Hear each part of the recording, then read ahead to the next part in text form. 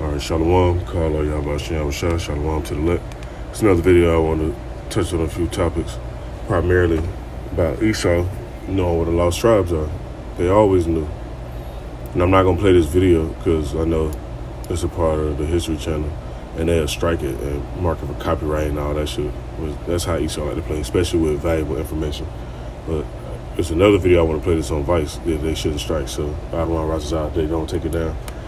But before I go into it even more, they've been knew about these tribes, and they've been monitoring and watching where everybody at on purpose. Because for one, they want to see who's gonna rise up.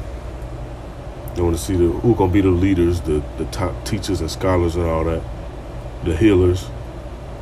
Because part of spiritual power is healing, and our forefathers did that in before times. And you think it's not gonna happen again? That Esau don't know that spiritual power gonna be bestowed on the earth again? Now let me get a precept before I get that. Before I jump into the book of Psalms.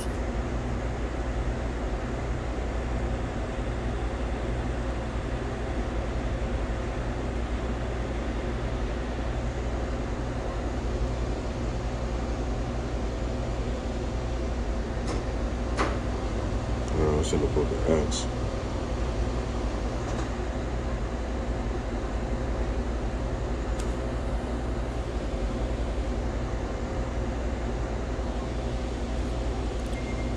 Book of Acts chapter 1 verse 8, it says, "But you shall receive power after the Holy Ghost has come upon you. You should be witnesses unto me both in Jerusalem and in all Judea and in Samaria and to the uttermost part of the earth." Now Esau know a lot of people scattered to the uttermost part of the earth, which primarily is over here in Babylon, also known as America in the scriptures. Now, with them monitoring what they do, or the way they do, they don't set up this whole Big Brother digital watchdog system so they can see stuff at any moment. They can tap into all type of cameras. They got a whole big database, facial recognition. These phones, they got the phones linked to the database. See, Esau been trying to be slick, man. That's what made me want to get this other preset right here.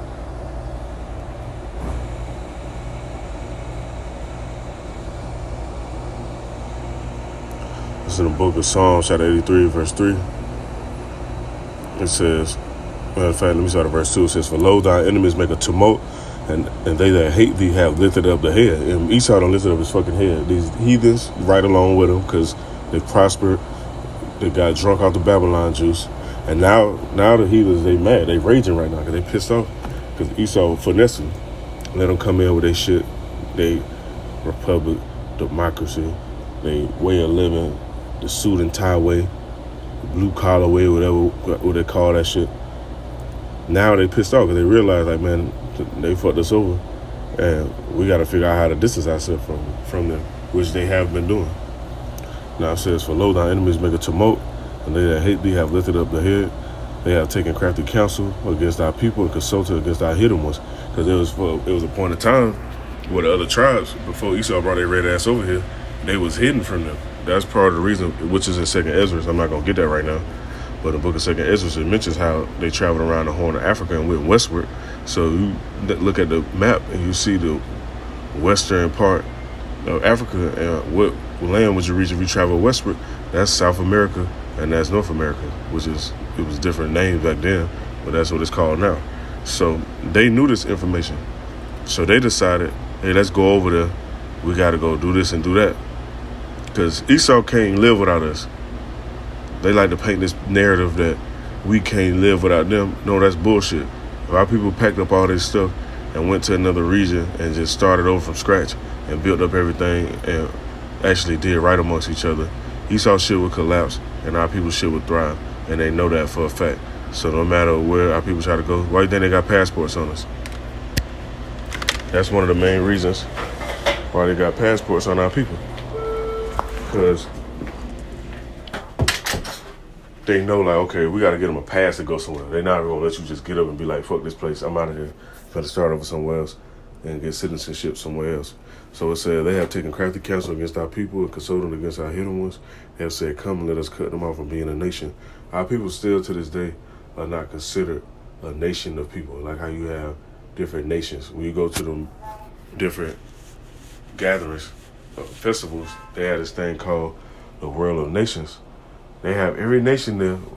Be China for Moab, Japan. You got Ammon, got Ishmael nation there. Them Saudi Arabians, got the Persians, got the Iranians. Everybody got their nation there, but our people don't have no representation for our nation. Now, it says that the name of Israel may be no more remembrance, and our people don't remember being called that. They be remembering all this other shit. They want to be Hotep and